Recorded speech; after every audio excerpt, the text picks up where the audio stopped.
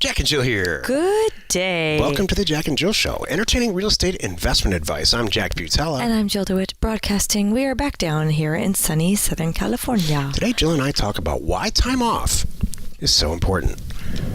This is Jill's kind of... Did we really have to explain this? Here's what happens in our life. I just want to work all the time, and Jill just doesn't. And it works out great.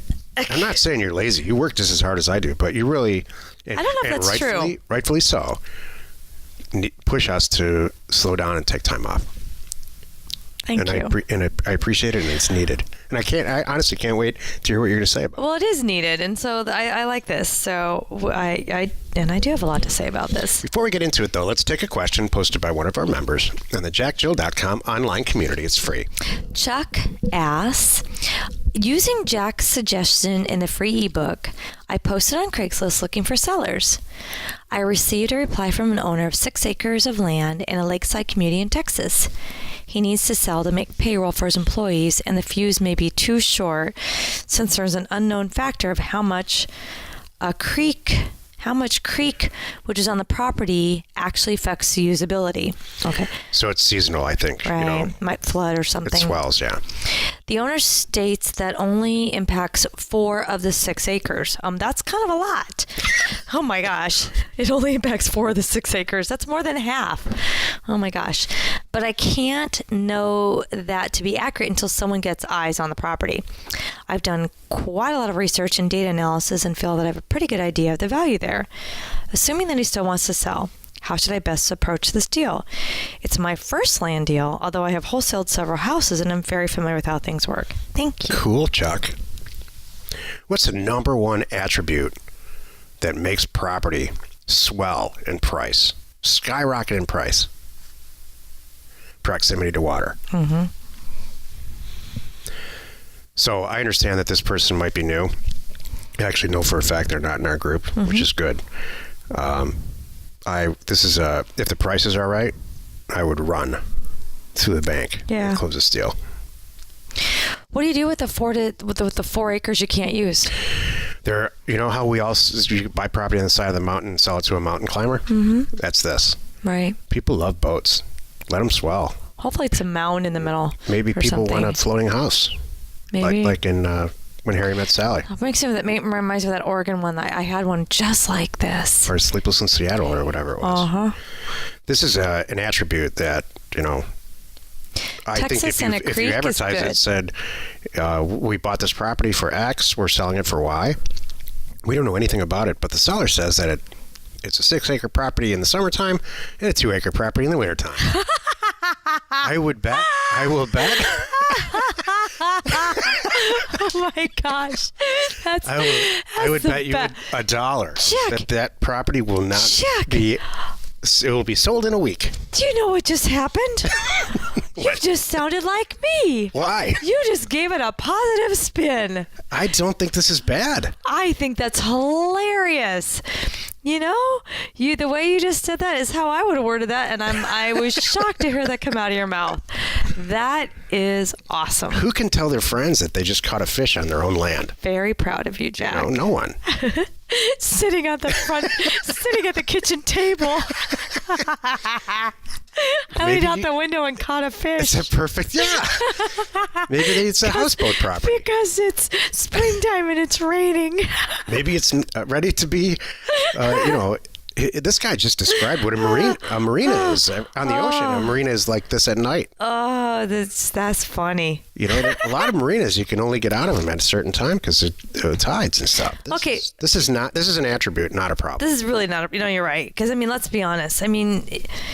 There's tons of creek property like this in Texas. This is the normal. And you build up on the top of the mound and it goes way down and where the boathouse is. Oh, and by the way, hello everybody. They make boathouses and things that come up and down with the water level. We're prepared for this. So we just need to plan for it. And I agree with you, Jack. Yeah. Thank you. I'm a little jealous because I want to, I love boats and water and all that. It's only a problem once every 40 years. Seriously, when the water's at your back door because of weird, weather situations. But most of the time, this is This is the same old story of the property who is in a 100-year floodplain that floods every 10 years. Yeah. It's a long joke. Oh, guy. Okay. It's a real estate joke. Oh. Thank you, Jack. Today's topic: why is it so important to Jill to take time off? Jeez. This is the meat of the show. Jeez. Why is it so hard? You know what? I'm going to turn this around first, Jack, and ask you. Why is it so hard for you to not take time off? The honest answer, truthfully, is I don't know. Really? That's the truth. Yep. Do you think that it's just a learned habit that you just don't know how to relax? Or I mean, it's probably you both. know how to relax. I mean, I can relax, but I don't know. Like taking 2 weeks off, let's say, to go to Europe is maybe my nightmare. Isn't that funny? And I've been all over the world. I like to travel and stuff. Once I'm there, it's okay. Yeah. There's just a lot of stuff to do. You know what? I love what I do for a living. I love where we live. I love the whole life that we have, and I know you do too. Have you always been this way then? Yeah. Okay, let me ask you this. So did summer break away from school kill you, that you were studying and working on school when you were on summer break? I never took a break. I always took classes in college. I took classes in summer. Did you do it because you had to?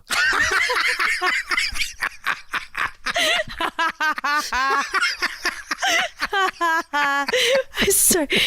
Jack, I'm sorry. We're not Jill. able to keep up.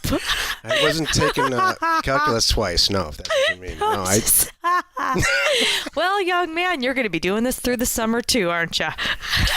Here's a true story of the actual life of Jack and Jill. I'm going to throw one of the kids under the bus. Oh, no. Well, go. One of the kids got in a car accident. He's fine. He needs a new car. And he's a good kid. He's working hard and the whole thing. So I came up with this bright idea we have a vacant house in Arizona, completely vacant.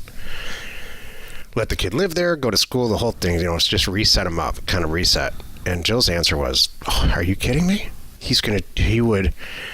There's no way he's responsible enough, and it's not him specifically, and no way an 18-year-old boy is going to go to school, live on his own, go to school, get good grades, and hold a full-time job. He's going to be party like it's a 1980s movie. And I said, I was never like that. Yeah. And Jill said, I've been to several colleges. So, you know what? In front of everybody here, what is that all about? So, you know what? I think we all, as children or young adults, we have this stuff we just have to get out of our system, right? Like a Catholic girl? Hello. What? The whole Catholic girl syndrome. Yeah, I guess I think I know, but that boy locked in their room their whole childhood. Right. They get turned loose and it's okay. Well, nuts. I never was, but I was that boring. I was not geeky, but kind of geeky. Boring. I'm not boring. You know what I mean. I really worked hard in high school. I didn't really learn to ditch until my senior year. I saved it all up. I graduated with honors. I did the whole. All right. Now after high school, game on. So that's when I went a little bit crazy and started having fun and ditching classes and all that good stuff. So I think that we all have to get this out of our system. Some do it earlier, some do it later. Some might do it in their 30s. Some might wait till they're married. Some might do it right after their divorce. I don't know. It depends on your situation, but I think we got to get something out. Okay. Thank you. As a young man, I was deathly afraid of not being a provider. Long before I was ever interested in even having a relationship.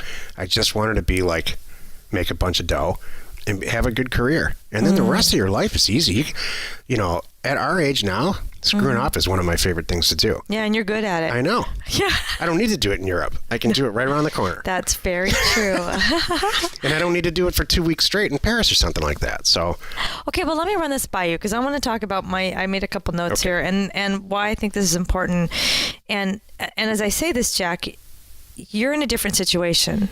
Some people, and you'll know why. Like the number one reason I think people need to take time off is, holy cow, if they don't, they're going to snap. That's true, actually. That's true of anyone, including us. Thank you. If you are burning the candle both, and we all know people that do this, especially here in LA, it breaks my heart. There are people that get up every day. They get up at 5. They leave the house at 6 with a kid in the back seat, and they've got to drive an hour or 2. Some people do 2 hours, and they do it with the kid to take him to a child care right by the office. Now they're there at 8. They drop off the kid, and they go work all day. Then they get out of work, they pick up the kid, and they put him in the back of the car seat, and they're together commuting all the way home. Now we're not home until 7, and then they throw food in, and they go to bed and do it all over again. Those people need a break. First of all, I have to question some of their choices, but that's not this show. But the reality is there's a lot of people that are doing that. And if they live for their weekends and they live for their vacations, and that's their time to catch their breath and get to know their spouse again. All the people I've ever met who live for those vacations once or twice a year, or the weekend, or whatever, their parents did the same thing. So they're used to it, and they're not questioning. Stop questioning anything. Oh, that's the day. That's the weekend. That's 3 week. We get a 3-day weekend off because of the 4th of July. That Jill, I got to be real straight with you, is a pile of malarkey for me. I don't think that's why. I think that you've turned your life over. No, I agree with you, but I don't think that it's a learned behavior. I do. No, I think that their friends are doing it. Yeah, that's what I'm saying. Or they think they're getting ahead that way. If I put in the time, how possibly can you get ahead by taking time off? Because you're putting in the time. No. Oh, by taking time. How can you get ahead by taking time off? Yeah. No. I mean, I'm saying the opposite. I'm agreeing with you. Oh. They're putting in the time at work. They're not taking time off. They're not. You know what I mean? Yeah. And back in the day, if I had a minute off, I was working on something on the side to try to get out of the job that I had. That's all I was doing. That makes sense. That's a better use of it. And I like that. I remember I went to Paris one time, a long time ago, and all I could think about the whole time I was there was, this is a beautiful city, and I love spending time here, but it'd be so much better if I had something to do here other than be a tourist. Like if I had some meetings set up, or if we were looking at real estate, or checking in with whatever, or if there's some type of job business. New York's the same way. New York as a tourist is just, in my opinion, no fun. But if you got stuff lined up there and you need to talk to people, it's a lot of fun. Yeah, it's true. I've done that. So, well, you don't feel like you're goofing off so much. Time off is super important, but I think time off is really different for a lot of people. Like I know for a fact if 2 weeks off for you is a blast. Mm-hmm. So you're right. So you're in a different way making my points. So you got to do it so you don't snap. Number 1. Number 2, clear your head. Maybe that's part of what you're saying too. Getting away, taking time off, not thinking about your day-to-day routine, right? Say you are starting a side business or something. It's hard to do it sitting at your desk all day long with the phone ringing and all that stuff. But if you have a couple days off, you can kind of clear your head, not think about your day job. Now I can think about my side gig and what I want to do and clear my head for that. And I'm at that point too. Sometimes you need a day off just to kind of get out of the funk. I mean, isn't that what Saturday and Sunday's for? No, I mean, yeah, but sometimes, there's times you just need more. Come on. All right. Seriously. And by taking time off, you can be ready. Here's another benefit. Say you love your job. Let me even come back to this. It's us. I love my job. I love what I'm doing. Everything is fantastic. I have no complaints. But you know what? Sometimes I'm so caught up in my day-to-day minutia, I'm not seeing some other things. So if I get myself out of my normal workspace, out of my normal routine, I'm clearing my head, I might think of some fresh new ideas. I might have a new way of looking at something. I might solve the problem. There's been something I've been trying to solve in my business that just wasn't coming to me, and now I'm in a different environment and I see something else that triggers something. I might have a fresh idea. I totally respect that. I call those research days, and I don't need to even leave my office for that. Well, then that's all you need. Absolutely. That's how I recharge my stuff. Yeah. You know what? And I understand that. So That, and that makes sense. You like to be here and you still are working on something different. Mm-hmm. I understand that. For me, I got to get out. Isn't that funny? That's okay. It's person specific. There's nothing wrong with that. When you and I go to dinner, that's time off for me too. Like when, you know what I'm talking about, where we're just done for the day. We meet somewhere and we just go have a lot of fun for a couple hours. Mm-hmm. That's some of the most fun I've ever had in my life. It's good. I love it. Do you want to ever go to a surgeon that's burned out and working 12-hour days? I bet that happens 10 days in a row. More than we all think. I know. We don't want that. This is the thing. Why time off is important. You don't want that. And what if we took time off? Here's an example. How many trips do you and I take? Like every single one that let me back up. Give me one example of one trip that you and I have taken that we have not come back with a new business idea or found a new area of property to market or something new. That is exactly my point, and there's none. There's no example. Thank you. Because it's just in our blood, and that's what it is. So that's my whole point. Like, we could go down to Long Beach and have a weekend there, and, right. and it's still the same thing's going to happen, or we can go to Tokyo. I'm good with both. Well, I'm better with Tokyo, but I know you are. Long Beach, Tokyo. Let me think. I think what we're saying here is that time off is really important, and everybody's a little bit different about it. Mm-hmm. I get it, but you should do it. And you should do it. I agree. Even if you have to make yourself. I take time off every single day. I mean, maybe that's the difference. You know what's funny?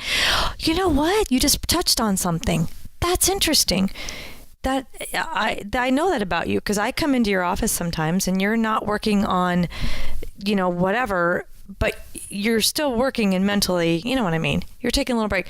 My break, I have to push through it. And that's my push through. I push through my work so I can really go relax and have fun. I don't want to have a chunk of creative time in the middle of the day. Mm-hmm. I want to have it at the end of the day when I don't have to think about anything else. I don't have to come back, to work, if you will.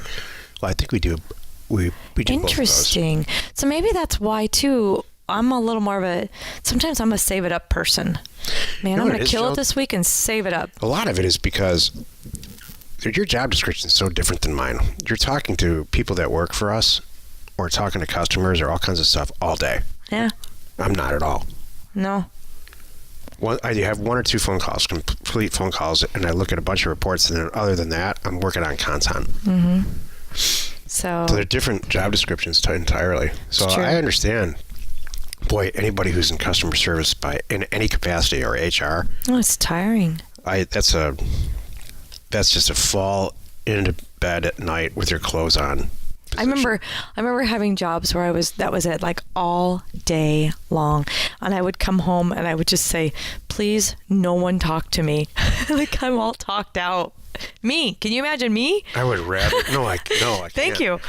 I would rather work in a factory all day over working in a mall. Even for half. Yeah.